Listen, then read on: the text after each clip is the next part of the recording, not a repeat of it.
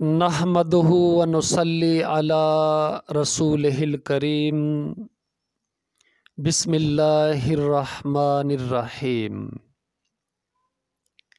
محترم ناظرین، السلام علیکم ورحمۃ اللہ وبرکاتہ۔ ملاحظہ فرمائیے گا روزہ کی قدر و قیمت اور اس کا صلہ۔ بسم اللہ الرحمن الرحیم۔ عن ابی ہریرہ قال قال رسول اللہ صلی اللہ علیہ وسلم کل عمل ابن آدم یضاعف الحسنۃ بعشر امثالها الى 700 ضعف۔ قال اللہ تعالی الا الصوم فإنہ لی وأنا اجزی بہ یدع شہوتہ وطعامہ من اجلی۔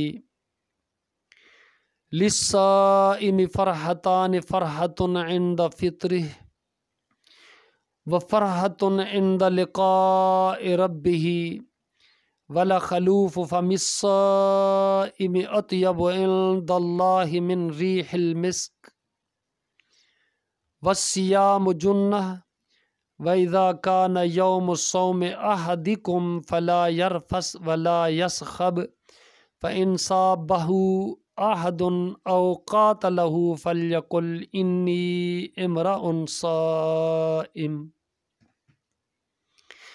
حضرت سیدنا ابو ہریرہ رضی اللہ تعالی عنہ سے روایت ہے کہ جناب رسول اللہ صلی اللہ علیہ وسلم نے روزہ کی فضیلت اور قدر و قیمت بیان کرتے ہوئے ارشاد فرمایا کہ آدمی کے ہر اچھے عمل کا ثواب 10 گنا سے 700 گنا تک بڑھایا جاتا ہے۔ یعنی اس امت مرحومہ کے اعمال خیر کے متعلق عام قانون الہی یہی ہے کہ ایک نیکی کا اجر اگلی امتوں کے لحاظ سے کم از کم 10 گنا ضرور عطا ہوگا، اور بعض اوقات عمل کرنے کے خاص حالات اور اخلاص و خشیت وغیرہ کیفیات کی وجہ سے اس سے بھی بہت زیادہ عطا ہوگا، یہاں تک کہ بعض مقبول بندوں کو ان کے اعمال حسنہ کا اجر 700 گنا عطا فرمایا جائے گا۔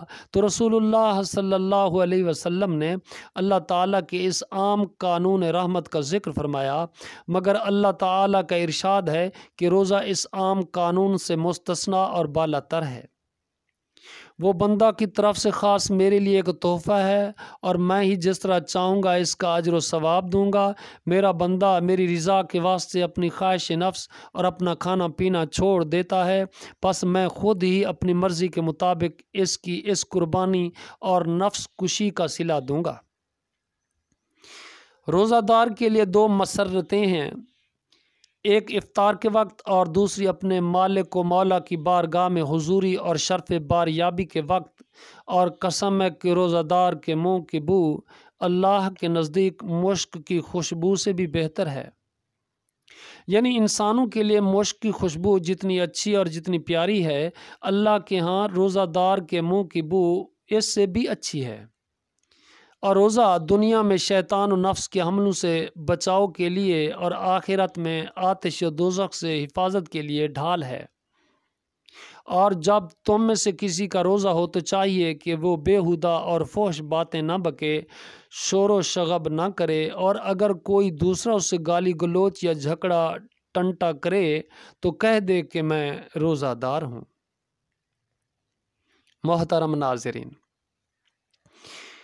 حدیث کے اکثر وضاحت طلب اجزاء کی تشریح ترجمہ کے ضمن میں کر دی گئی ہے۔ آخر میں رسول اللہ صلی اللہ علیہ وسلم نے جو یہ ہدایت فرمائی ہے کہ جب کسی کا روزہ ہو تو وہ فحش اور گندی باتیں اور شور و شغب بالکل نہ کرے، اور اگر بالفرض کوئی دوسرا اس سے الجھے اور گالیاں بکے، جب بھی یہ کوئی سخت بات نہ کہے بلکہ صرف اتنا کہہ دے کہ بھائی میرا روزہ ہے۔ اس آخری ہدایت میں اشارہ ہے کہ اس حدیث میں روزہ کی جو خاص فضیلتیں اور برکتیں بیان کی گئی ہیں، یہ انہی روزوں کی ہیں جن میں شہوت نفس اور کھانے پینے کے علاوہ گناہوں سے حتیٰ کہ بری اور ناپسندیدہ باتوں سے بھی پرہیز کیا گیا ہے۔ ایک دوسری حدیث میں درج ہے، فرمایا گیا ہے کہ جو شخص روزہ رکھے لیکن برے کاموں اور غلط باتوں سے پرہیز نہ کرے تو اس کے بھوکے پیاسے رہنے کی اللہ کو کوئی احتیاج نہیں ہے۔ ان سہل بن سعد قال ان فی الجنت بابا یقال له الریان يدخل منه الصائمون يوم القيامة لا يدخل منه أحد غيرهم يقال أين الصائمون فيقومون لا يدخل منه أحد غيرهم فإذا دخلوا أغلق فلم يدخل منه أحد۔ حضرت سہل بن سعد ساعدی رضی اللہ تعالی عنہ سے روایت ہے کہ جناب رسول اللہ صلی اللہ علیہ وسلم نے فرمایا کہ جنت کے دروازوں میں ایک خاص دروازہ ہے جس کو باب الریان کہا جاتا ہے۔ اس دروازے سے قیامت کے دن صرف روزہ داروں کا داخلہ ہوگا، ان کے سوا کوئی اس دروازے سے داخل نہیں ہو سکے گا۔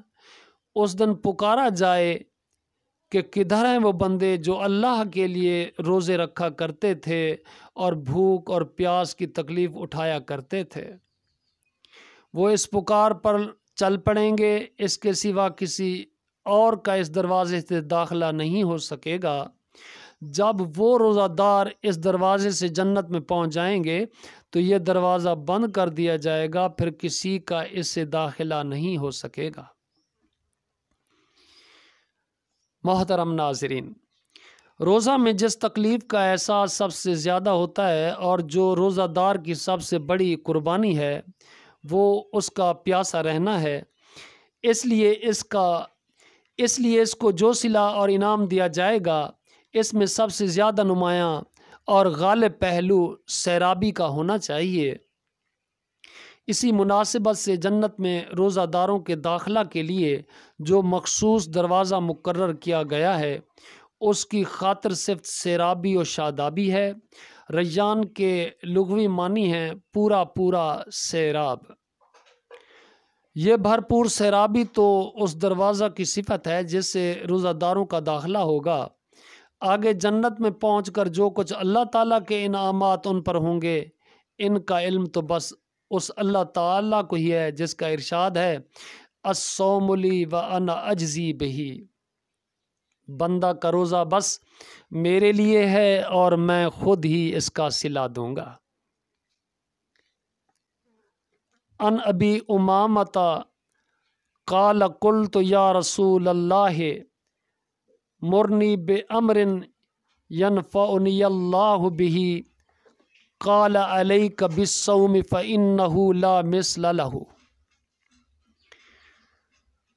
حضرت ابو امامہ رضی اللہ عنہ سے روایت ہے کہ میں نے رسول اللہ صلی اللہ علیہ وسلم سے عرض کیا مجھے کسی عمل کا حکم فرمائیے جس سے اللہ تعالیٰ مجھے نفع دے۔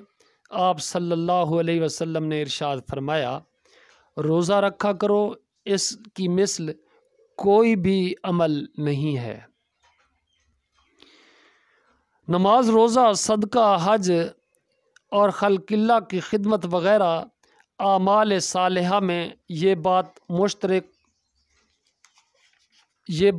مشترک ہونے کے باوجود کہ یہ سب تقرب اللہ کا ذریعہ اور وسیلہ ہیں، ان کی الگ الگ کچھ خاص تاثیرات اور خصوصیات بھی ہیں جن میں ایک دوسرے سے ممتاز اور منفرد ہیں۔ گویا ہر گلیرا رنگ بوئے دیگر است۔ ان انفرادی اور امتیازی خصوصیات کے لحاظ سے ان میں سے ہر ایک کے بارے میں کہا جا سکتا ہے کہ اس کے مثل کوئی عمل نہیں ہے۔ مثلاً نفس کو مغلوب اور مقہور کرنے اور اس کی خواہشوں کو دبانے کے لحاظ سے کہا جا سکتا ہے کہ اس صفت میں کوئی دوسرا عمل روزہ کے مثل نہیں ہے۔ پس حضرت ابو امامہ کی اس حدیث میں روزہ کے بارے میں جو فرمایا گیا ہے اس کے مثل کوئی عمل نہیں ہے۔